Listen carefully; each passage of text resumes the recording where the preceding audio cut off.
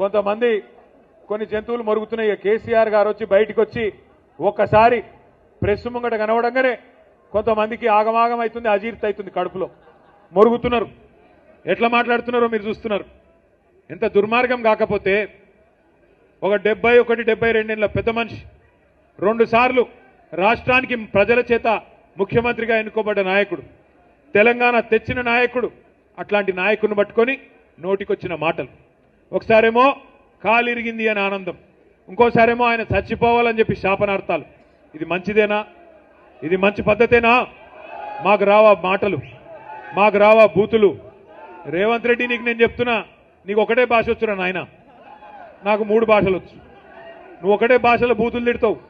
నేను అనుకుంటే గట్టిగా అనుకుంటే 3 భాషలలో తిడతా, హిందీలో, ఇంగ్లీష్లో, తెలుగులో తిడతా. నీకు ఒకటే వచ్చు. నేను పక్కా ఉర్దూలో కూడా తిడతా.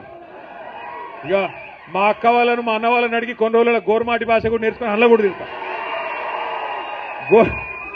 మా లంబాడా సోదరుల భాష కూడా నేర్చుకొని అందులో కూడా తిడతా.